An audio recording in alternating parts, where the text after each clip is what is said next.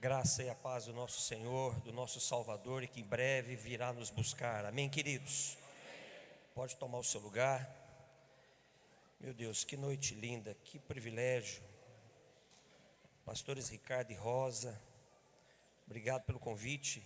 Meu Deus, eu não quero tratar como convite, né? Convidado é quando você não está em casa, né? Como é que eu poderia dizer? Obrigado, bom estar aqui, não é verdade? Bom estar aqui com os irmãos, 9 anos, e eu estava ali pensando, né?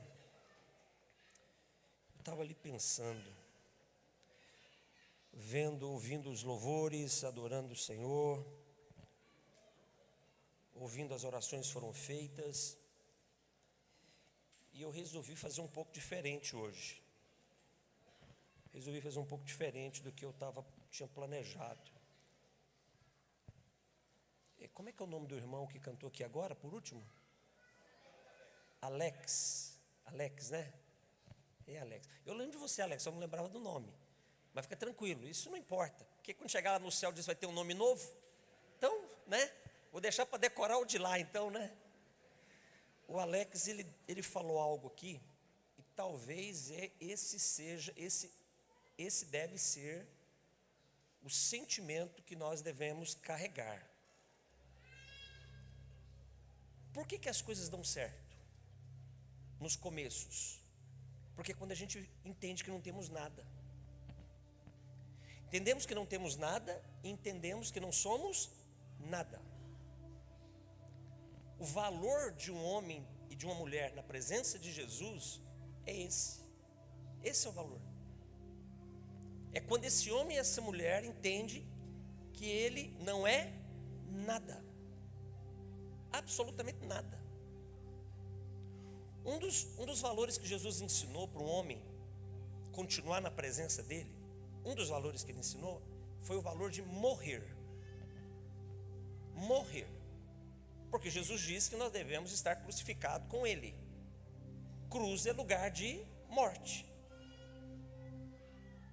Quem está na cruz não tem nada. A única coisa que ele tem é morte. E talvez esse seja o grande problema da igreja dos nossos dias. Talvez seja por isso que fazemos tão pouco quando deveríamos fazer tanto. É porque a gente começa a pensar que já temos muito. Tão boa a palavra do Alex. Porque os começos eles dão muito certo, porque a gente, por não ter nada, não temos a menor dificuldade de depender dele, que é tudo. Mas à medida que a coisa vai crescendo, a gente vai ficando mais maduro, né? Um pastor, por exemplo, ele começa a pregar um pouquinho melhor, ele começa a receber uns convites, aí as pessoas que ouvem ele ficam entusiasmadas com o que ele prega, aí ele começa a achar que ele pode. Aí ele começa a ver a igreja crescendo, avançando, ele começa a pensar que ele pode. E aí, aquilo que se fez tanto em tão pouco tempo, agora passa a ser feito de forma menor. Por quê? Porque agora é a força do nosso braço, pastor Ricardo. Pastores, a força do nosso braço pode fazer muitas coisas, mas a força do nosso braço nunca pode fazer aquilo que ele quer que seja feito. Nunca pode fazer. Por mais que eu prepare um sermão, um esboço e uma boa mensagem, você precisa gastar aí pelo menos aí de 8 a 12 horas preparando uma boa mensagem. Você vir para um culto de domingo e você não gastar num culto de domingo um pastor que vai pregar num domingo, num momento como esse, não gastar pelo menos ali 8, 10 horas preparando o seu sermão, é melhor ele nem subir no púlpito. É melhor dar uma oportunidade para ele fazer uma oração silenciosa. Então chama melhor, você tem uma oportunidade de fazer uma oração silenciosa, que aí ele não vai atrapalhar. Assim como os músicos, né? São anos de preparo para entregar uma adoração que glorifica o nome de Jesus. Mas se não for ele, é como alegria, é só uma música. E venhamos, né? Aqui entre nós, né? Tem gente que toca melhor, né? Que canta melhor. Mas a questão não é essa, a questão é se há esses homens, essas mulheres que cantam e tocam, se eles atraem a presença de Deus.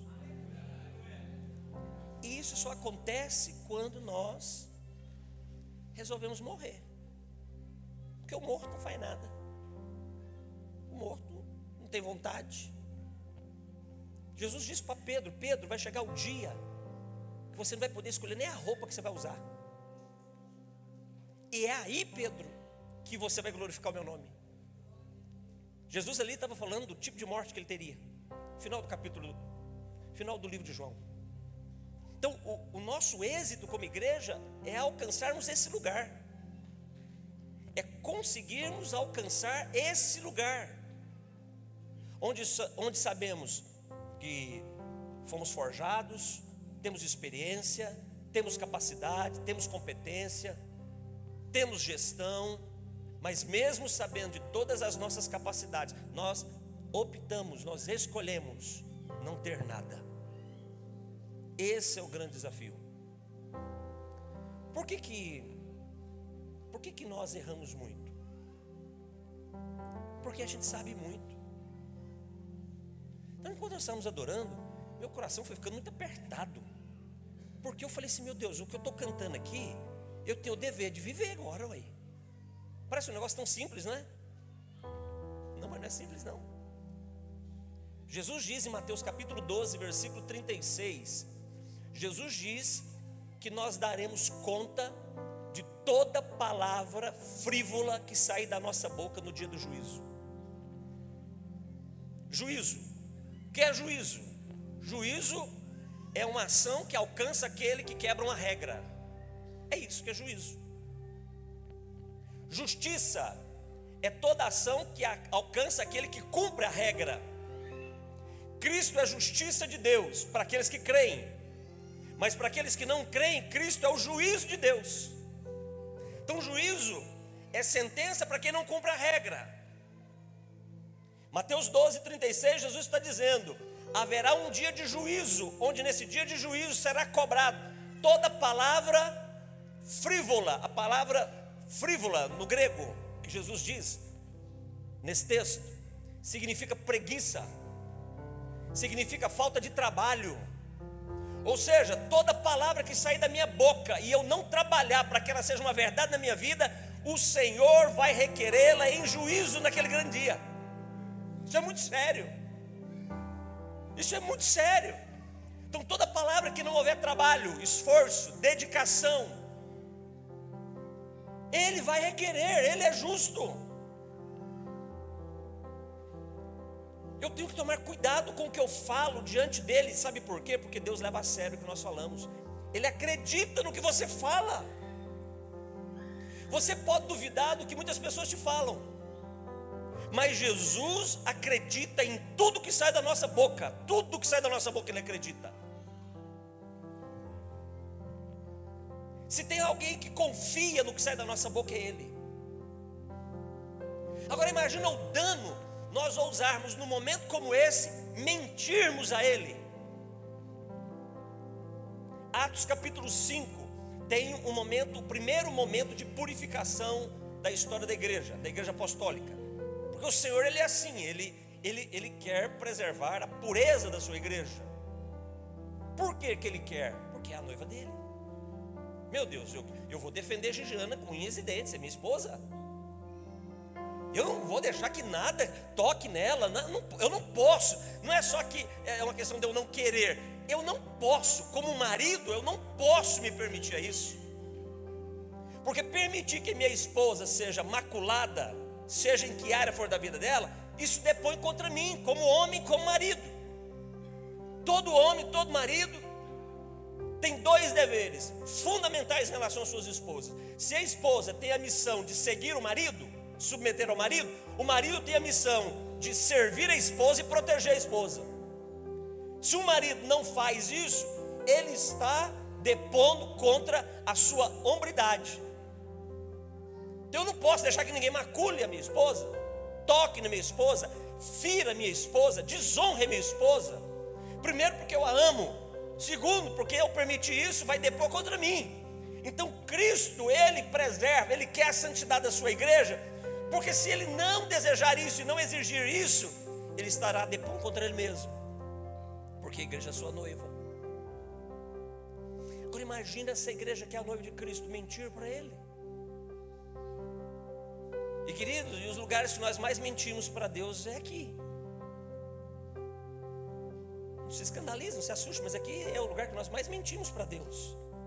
Porque aqui é onde nós falamos as palavras mais belas, lindas, firmamos os mais nobres compromissos com o nosso Senhor e não os cumprimos na nossa vida comum.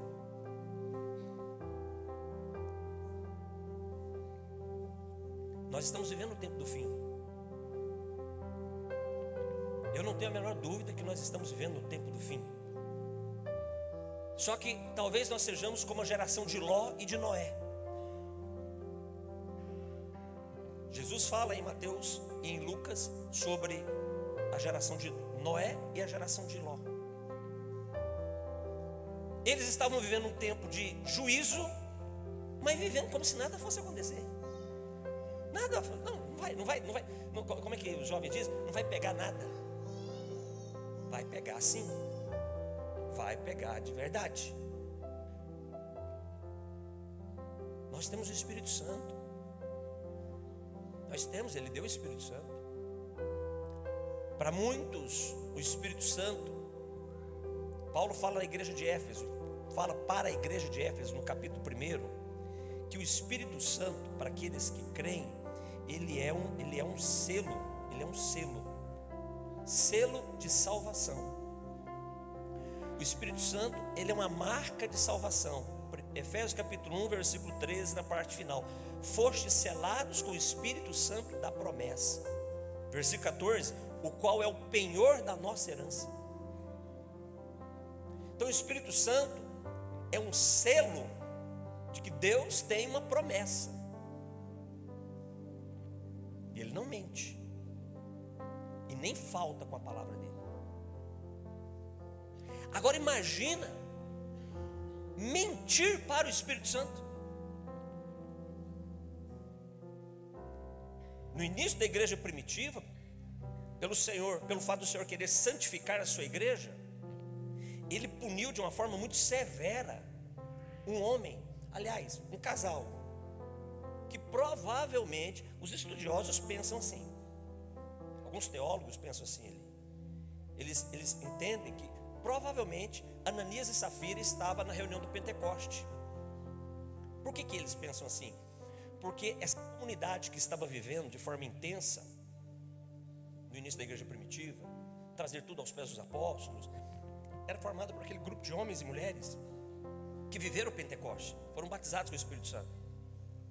É só o batismo com o Espírito Santo que nos faz ter um coração doador. Não tem como sermos doadores se o nosso coração não for governado pelo Espírito Santo. Impossível. Não tem muita dificuldade de falar de dízimo, pastor Rafael, de oferta missionária para homens e mulheres guiados pelo Espírito Santo. Nenhuma dificuldade. Por que não? Porque homens e mulheres guiados pelo Espírito Santo têm Jesus como seu único Senhor. Agora, homens e mulheres que não são guiados pelo Espírito Santo, o coração é dividido, e passam agora a querer servir dois senhores, e não se lembram que é impossível servir dois senhores. Mateus capítulo 6, versículo 24, Jesus fala sobre isso. Então, de onde vem a ideia de que Ananias e Safira talvez fizessem parte daquele grupo do Pentecoste? Porque eles faziam parte dessa multidão que estavam trazendo tudo aos pés dos apóstolos. Mas esse casal, eles escolheram, Ananias escolheu mentir ao Espírito Santo. Atos capítulo 5, versículo 3 fala sobre isso. Eles escolheram, isso é uma escolha pessoal. O texto diz que Satanás encheu o coração deles, e eles mentiram ao Espírito Santo. Agora entenda, eles não mentiram ao Espírito Santo porque o coração estava cheio da astúcia, do engano de Satanás. Não, é ao contrário. Satanás encheu o coração deles porque eles já estavam dispostos a mentir ao Espírito Santo. Nós temos que tomar cuidado com o que nós falamos. Estamos vivendo o tempo do fim.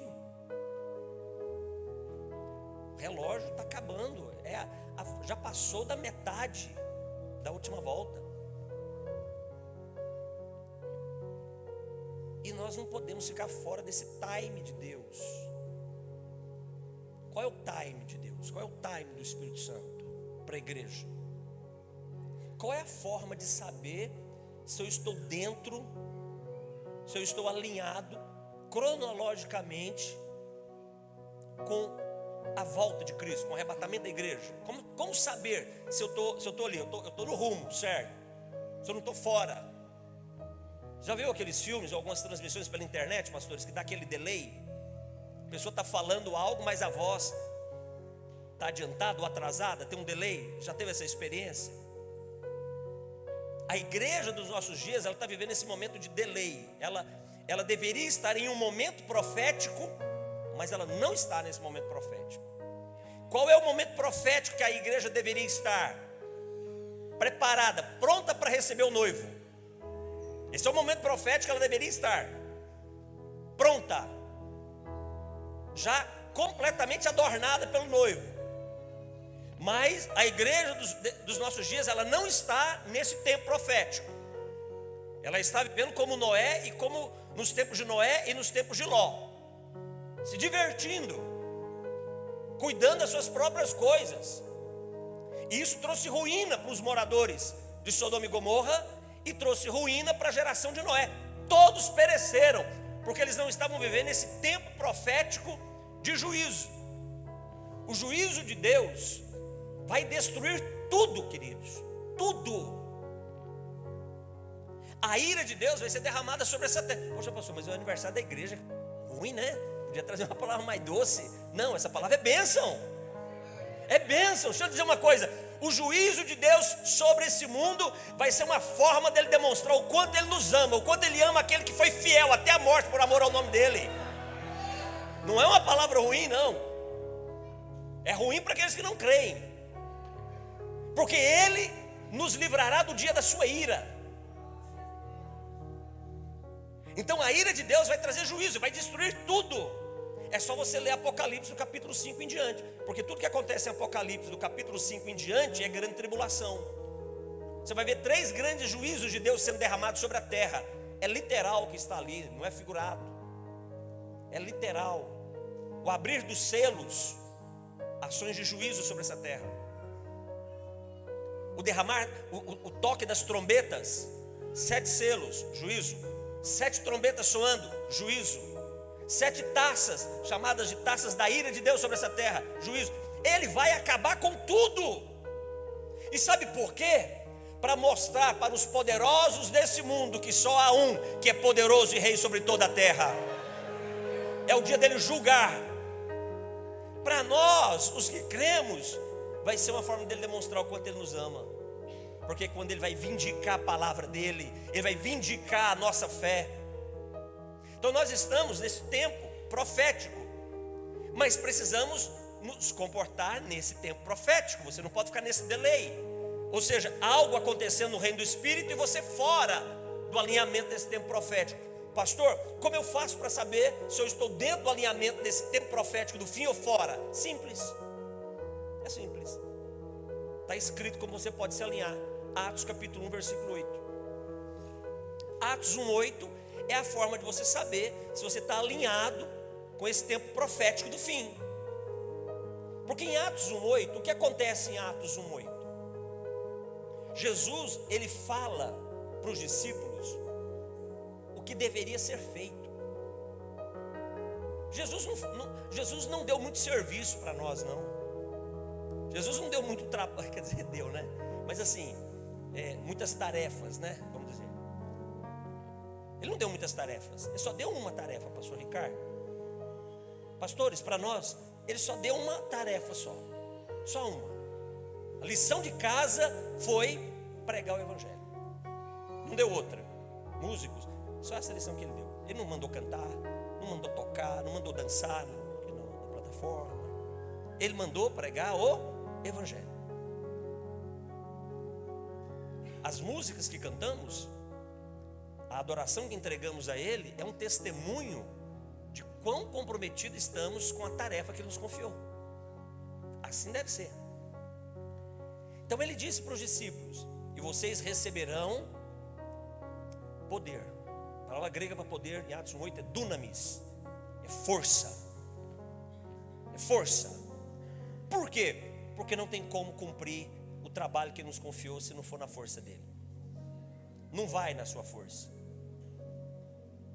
Estude, faça um bom seminário, leia bons livros, se prepare, faça bons cursos que vão aperfeiçoar o seu ministério, mas nunca se esqueça, não dá para ser na nossa força, não dá. Primeiro sermão da igreja, Pedro não gastou nem 10 minutos direito. Atos capítulo 2, foi o primeiro sermão da igreja, não foi nem 10 minutos, imagina. Ele não tinha regra homilética no sermão de Pedro, não tinha uma estrutura homilética no sermão dele, não teve tema, não teve proposição assim destacada, ele simplesmente falou. E no final 3.000 se converteram. Eu não estou querendo dizer que você não tem que se preparar, se prepare, mas entenda, é no poder dele, não é no teu poder. É para entender que não é na nossa força, é na força dele. Por isso ele disse para os discípulos: e vocês receberão sobre vós poder. Poder. 3.000 se converteram. Aí caminha mais um pouquinho, aí o Pedro mais o João acorda e fala: vamos orar, né? Vamos orar. Aí eles vão para o templo orar, porque nessa época estava tendo a transição do culto judaico para o culto cristão. O templo que eles foram orar era o templo que recebia o culto dentro da estrutura do povo judeu da época. Então eles estavam indo para o culto judaico, crentes em Jesus, mas não estavam entendendo ainda, né? O estatuto não estava pronto, né? A liturgia do culto não estava pronta ainda. Vamos para o que a gente tem aqui, né? Aí tem um paralítico lá, pede um dinheiro para eles não têm dinheiro. Eles não tinham dinheiro. Mas isso não era problema. Você percebe que quando nós estamos fora desse time profético de Deus, tudo nesse mundo que nos falta se torna um problema. Casamento se torna problema, filho se torna um problema, trabalho se torna problema, empresa se torna problema, a igreja se torna um problema, tudo se torna um problema. Mas quando eu estou dentro desse time profético, desse tempo profético de Deus, nada nesse mundo é problema para mim. Por quê? Por que não? Porque eu sei quem é o meu Senhor. Vou adorá-lo, vou orar, vou fazer o que eu tenho que fazer. E eles estão indo para o templo para adorar, para orar ao Senhor. E o paralítico pede um dinheiro, eles não têm. Mas esse não é o problema. Porque a igreja de Jesus, ela tem aquilo que esse mundo precisa, que é a autoridade do nome de Jesus. E eles usam essa autoridade, lembram disso? Essa história acontece lá em Atos 3. Então, no nome de Jesus, Pedro dá uma ordem para aquele paralítico: no nome de Jesus eu lhe ordeno, levanta e anda. E não é que o moço levantou, gente? Não é que o moço levantou? Deve estar andando até hoje por aí. Ele levantou. Por que ele levantou? Porque Jesus disse em Atos 1:8: recebereis poder. Não é o que vocês possuem, é o que eu possuo. E aquilo gerou um problema sério. Deixa eu te dizer uma coisa: se você como um cristão não está causando problemas, claro, entenda bem, né? Entenda bem, porque eu falei causar problema, né? Tem gente que não precisa fazer muita força para causar problema, não. Aqui não, aqui na de Renovar é uma benção. O problema é lá para não apoiar lá, que não é complicado. Tem uns irmãozinhos nem que é problemático. Mas enfim, eu estou falando de causar problema em relação ao status que esse mundo vive. Você tem que ser um problema. A luz é um problema para as trevas. Por quê? Porque a luz extingue as trevas. A igreja tem que ser um problema para o mundo nesse sentido, porque a igreja anula o padrão desse mundo. Se eu e você, na nossa vida comum, não somos esse padrão, que entre aspas, causa problemas, se eu e você como cristãos não desestruturamos o padrão desse mundo perdido, tem alguma coisa de errada acontecendo conosco. Tem alguma coisa muito errado. Tem que ser luz. Onde a luz chega não há trevas. Então Pedro e João, eles nesse tempo profético, o milagre aconteceu, um homem paralítico mendigando, porque ele não é aquele moço. Por que ele estava na porta do templo? Porque ele não podia entrar lá para adorar a Deus. Ele não podia, porque ele era paralítico, a lei não permitia. Ele era doente, ele tinha uma deficiência física, ele não podia entrar no templo. Então ele tinha que ficar do lado de fora mendigando. Queridos, esse mundo perdido não pode entrar na presença de Deus, porque eles estão deficientes espiritualmente, não nasceram de novo.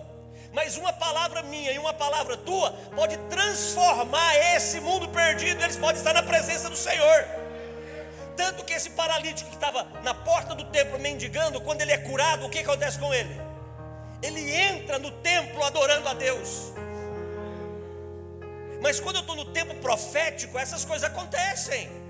Nós somos esse caminho de pessoas que estão em trevas para que eles venham à luz.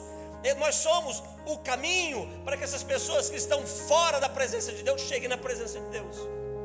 Só que essa atitude custou caro para aqueles dois moços, porque o negócio ficou, imagina, o mendigo entrou agora pulando, dançando, cantando, sei lá, ele não estava normal, né? Ele não estava normal. Aquilo chamou a atenção das pessoas. Falei, mas o que está acontecendo aqui? A gente sabe que esse moço é paralítico. E ele começou a contar o que aconteceu. E quanto mais ele contava o que aconteceu, mais confusão acontecia.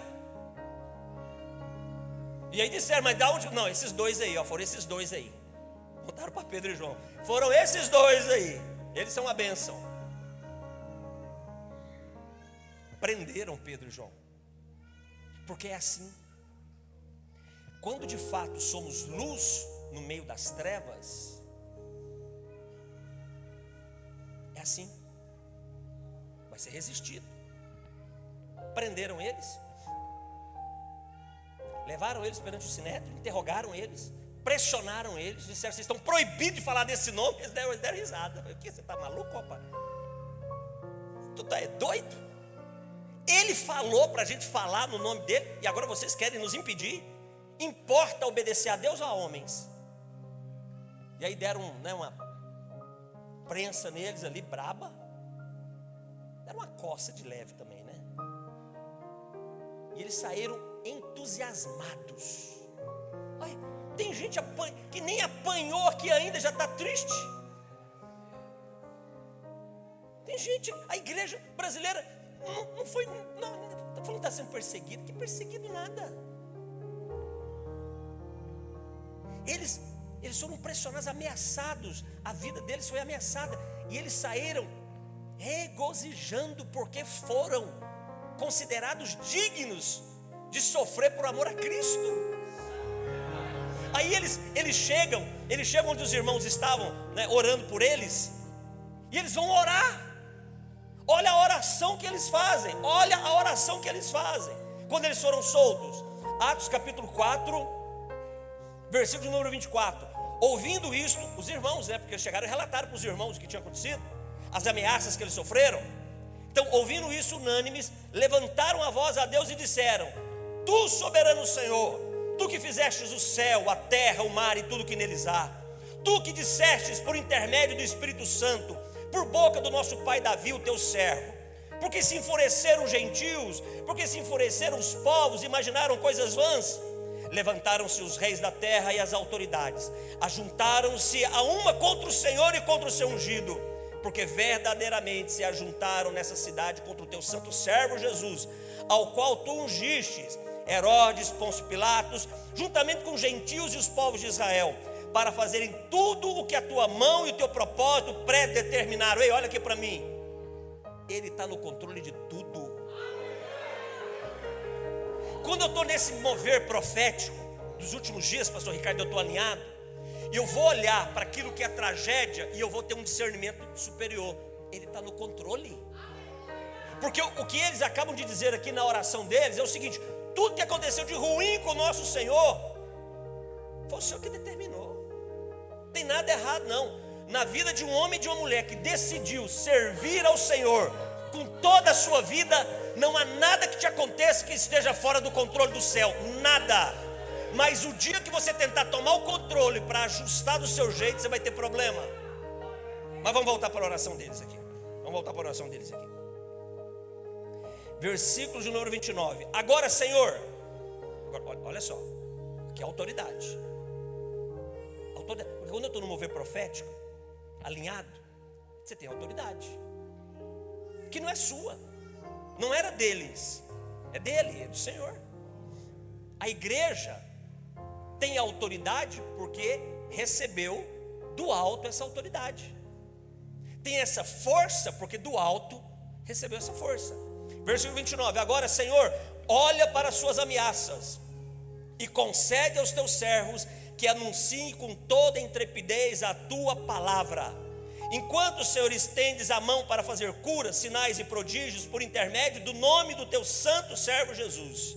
E o versículo 31, tendo eles orado, tremeu o lugar onde eles estavam reunidos. Que a nossa vida seja um terremoto todos os dias na presença do Senhor. Por quê? Isso vai ser um sinal que a gente está no caminho certo. Tem que estar alinhado. E a forma de saber é Atos 1:8. Recebereis poder, força dele, Espírito Santo.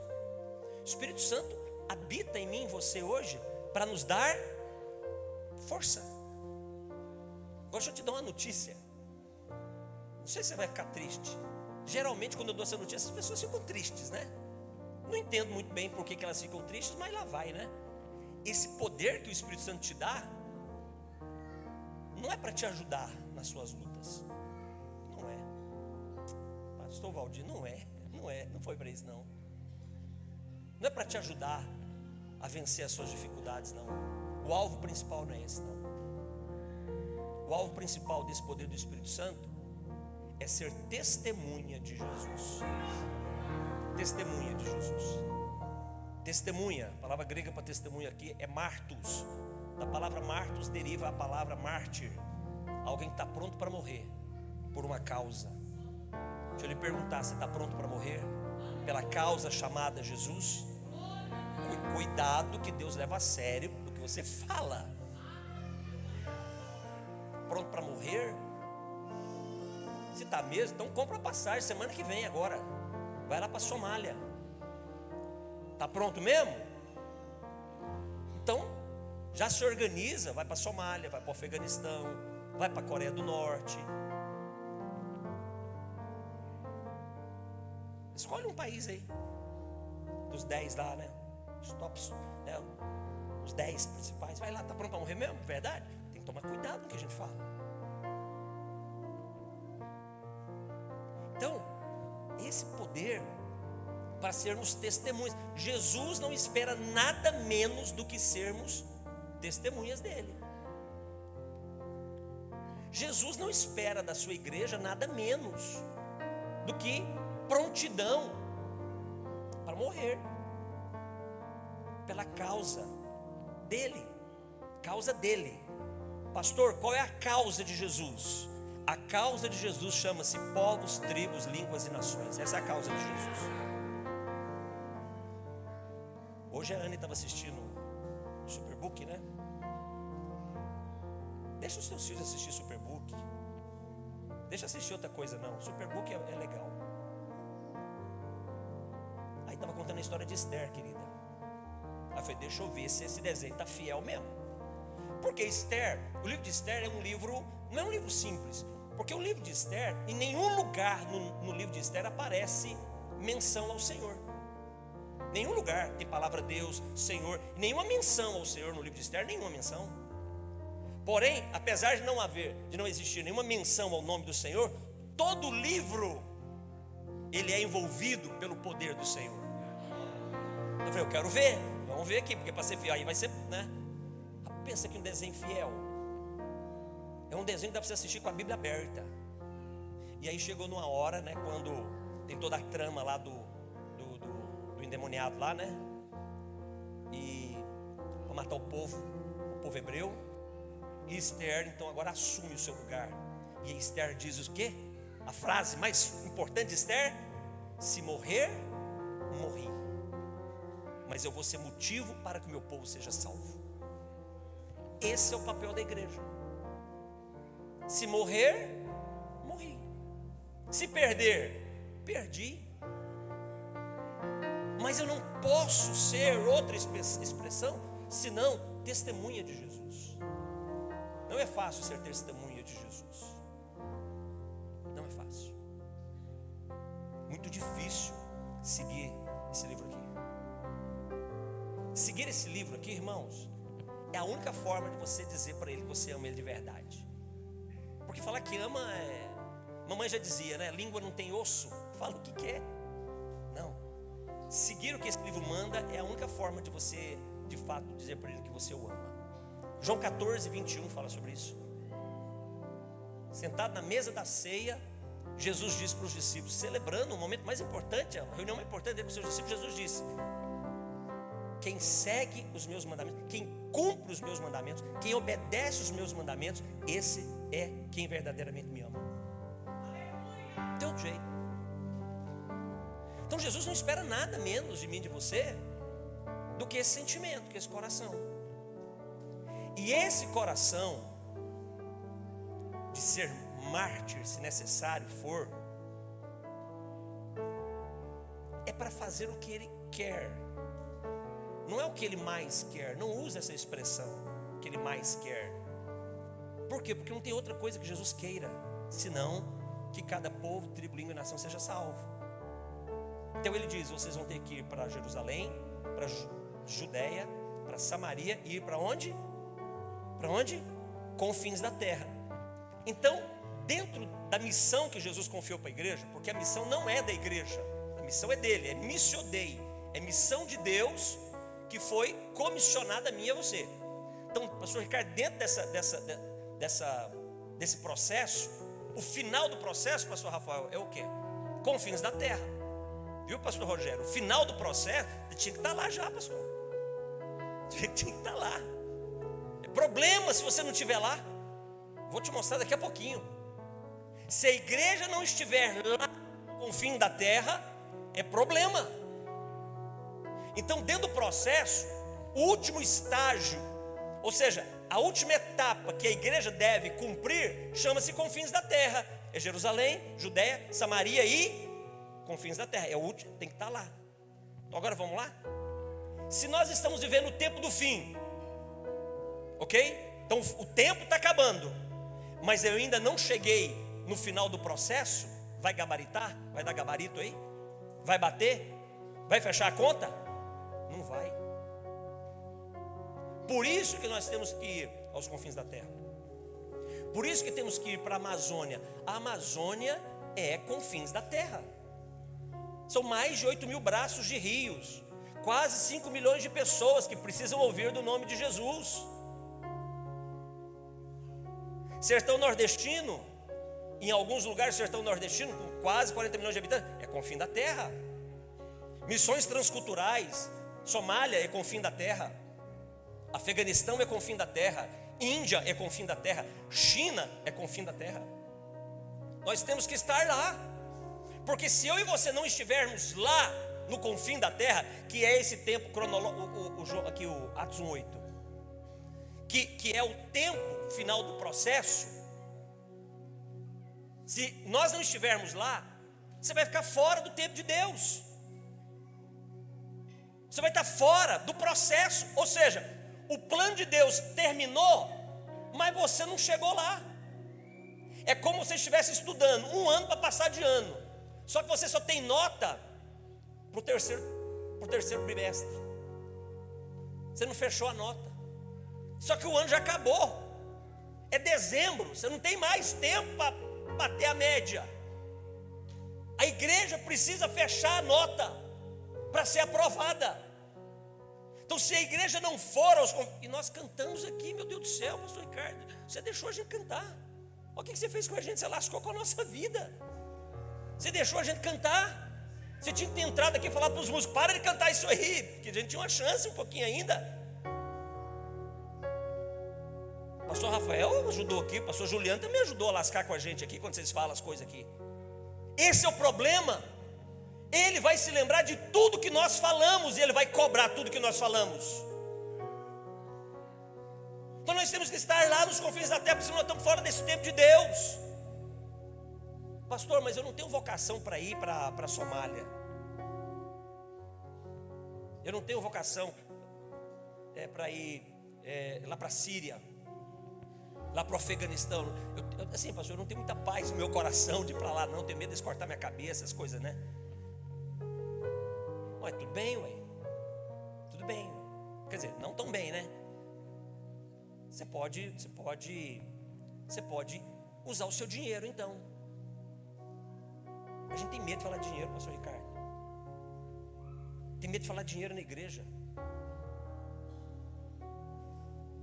Quando o púlpito não fala o que tem que ser dito para a igreja, sabe quem vai falar? O falso profeta e o falso mestre vai falar. Aí vai enganar as pessoas. É a saúde do púlpito doutrinando a igreja na verdade que protege a igreja do falso mestre e do falso profeta. E a igreja não se sente, alguns pastores, eu conheço alguns amigos pastores que não se sentem confortáveis para falar de dinheiro. Tem que falar de dinheiro.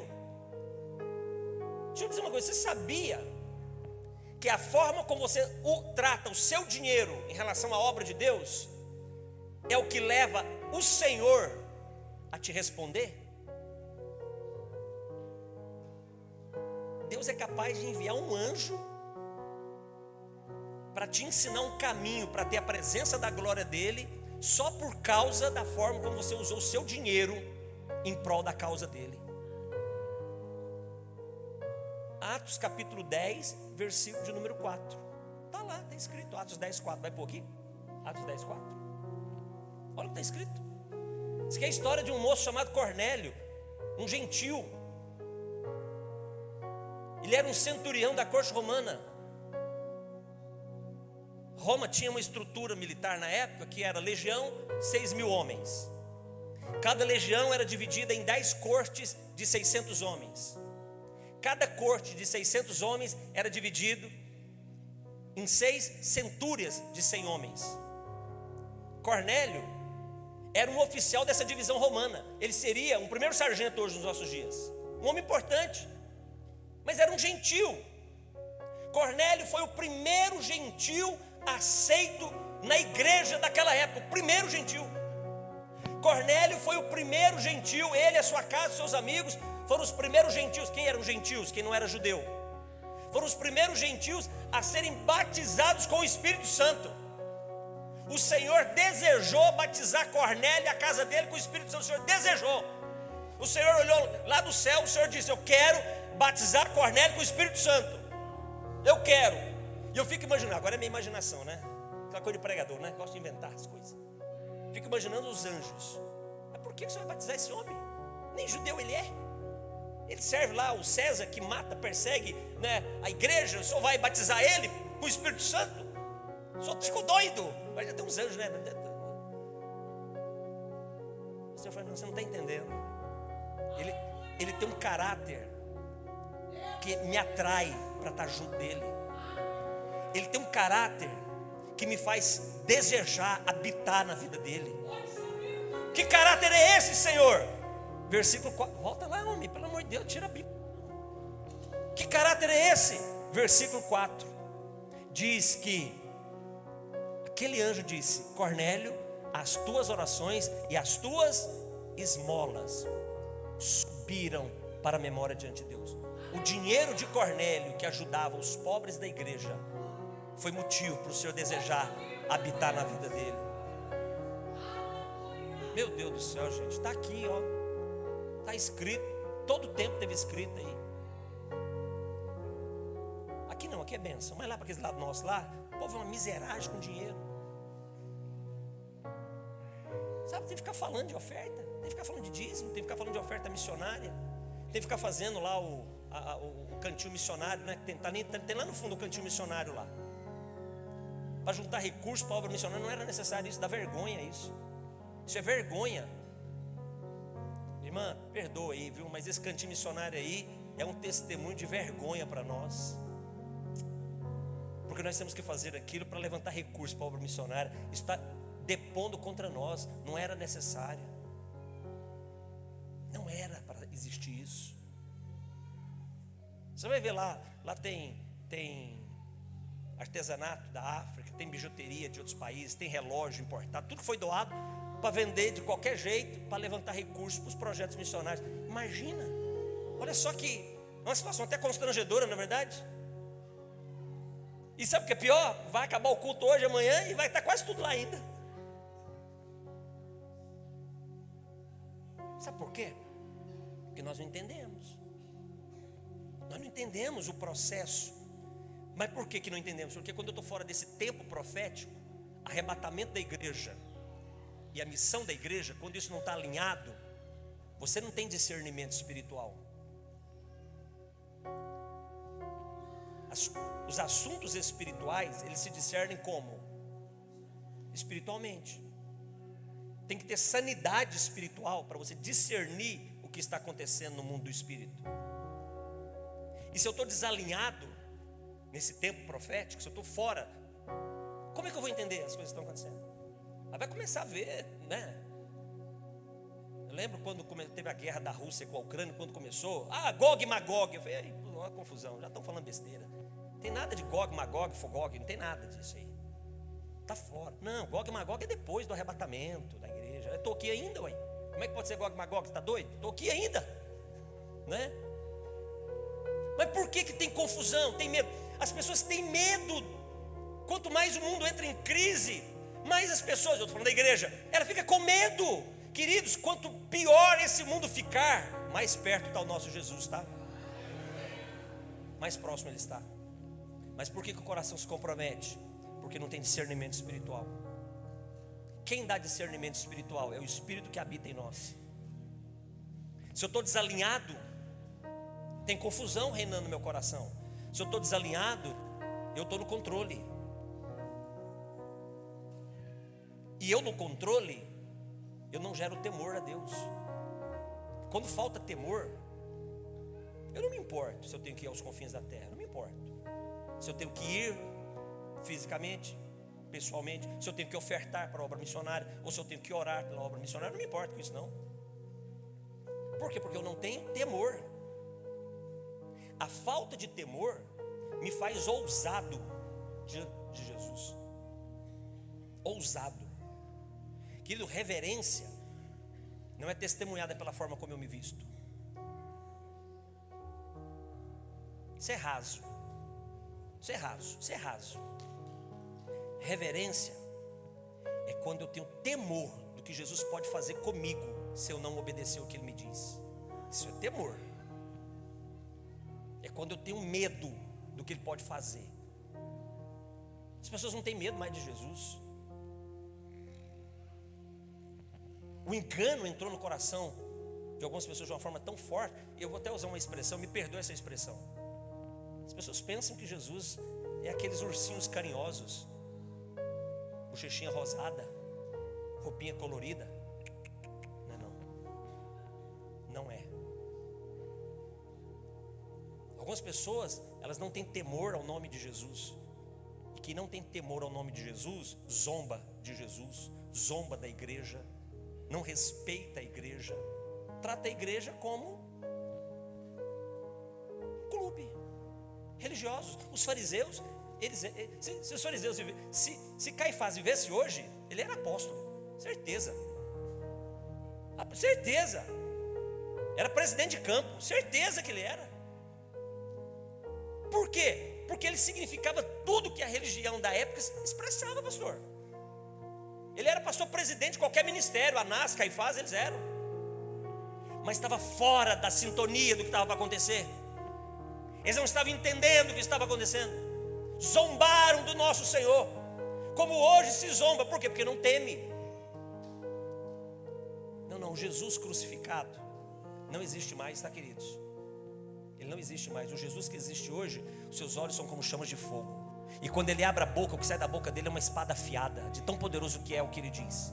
Esse é o Jesus que existe hoje. E esse Jesus nós devemos temê-lo. Mateus capítulo 10, versículo 28, Jesus diz: vocês não devem temer aquele que pode matar o seu corpo, mas você deve temer aquele que pode condenar o seu corpo e a sua alma É esse que você tem que temer. Então a igreja não teme o que Cristo pode fazer. Você ousaria trair a sua esposa? Você teria coragem de trair o seu marido? Alguns têm. Você teria coragem de roubar? Roubar, vai lá no mercado, passa numa gôndola ali, pega um pacote de bolacha, pastor Júnior, joga para dentro do, né, aqui ó, né? Se for o waffle, então cabe certinho, né? Nem faz volume. Teria coragem de roubar? Matar alguém, teria coragem de cometer um homicídio? O mesmo Deus que disse, não adulterarás, não matarás e não roubarás, foi o mesmo Deus que disse, ide pregar o evangelho. Então não pregar o evangelho, ele está debaixo do juízo dele, do mesmo jeito. E por que nós assumimos esse risco? Porque nós não tememos. E por que nós não tememos? Porque na verdade nós não amamos Jesus como nós dizemos. Porque quem ama, teme. Você acha que eu não tenho medo de perder Gigiana? Eu ando ali ó, na faixa, porque eu não posso pisar na bola com ela. Quem ama, teme. Teme o quê? O dano que ele pode sofrer. Quem ama Jesus, teme o dano que ele pode sofrer se não fizer o que Jesus mandou. E o dano, escute, e o dano de não fazer o que Jesus mandou não é para o inferno. Ei, que loucura é essa?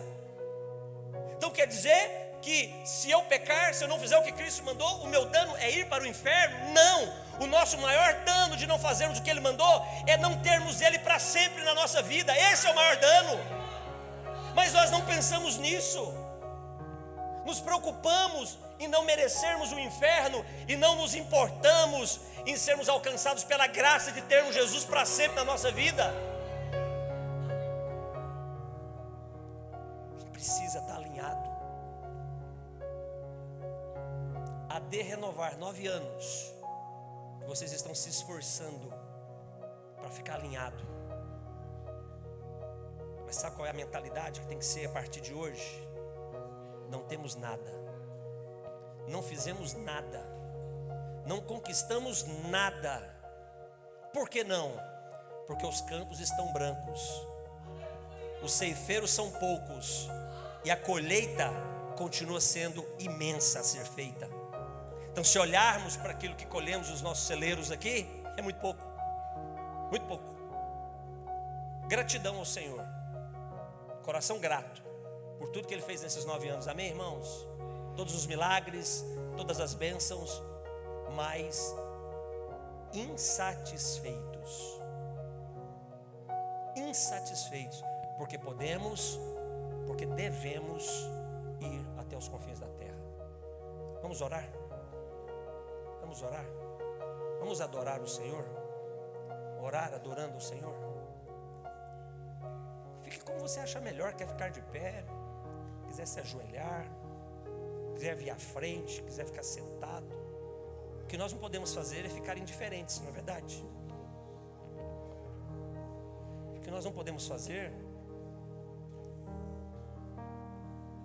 é cantar tudo que nós cantamos essa noite tão linda, tão memorial. Que nós não podemos é ter ouvido tudo que nós ouvimos e concordamos com o nosso amém nessa noite e não fazermos absolutamente nada. É isso que nós não podemos fazer. Cada momento nosso congregacional como esse se torna um registro lá na eternidade. Você sabia disso? A nossa salvação é pela graça. Não tem nada que você possa fazer para ser salvo. Atos capítulo 2, Efésios capítulo 2, versículo 8 fala sobre isso. Não há nada que você possa fazer para ser salvo. Mas seremos condenados pelas nossas más obras. Apocalipse capítulo 20, versículo 13. Más obras. Uma obra mal feita. Uma obra que não deveria ter sido feita. Uma obra errada. Então, uma má obra pode me lançar no lago de fogo. Meu Deus. Meu Deus, eu não quero não. Eu não quero. Eu quero o meu Jesus. Nessa noite, que o Senhor nos dê graça e tenha misericórdia da nossa vida, para que as nossas obras sejam boas obras, não para nos justificar, mas para glorificar o santo nome dEle. As boas obras que glorificam o nome dEle são um testemunho de homens e mulheres que já são salvos pelo poder da graça da cruz. Existem homens e mulheres nessa noite com esse coração que deseja essa graça salvadora, se comprometer com Ele. Feche seus olhos enquanto nós adoramos. Ore ao Senhor, fale com o Senhor.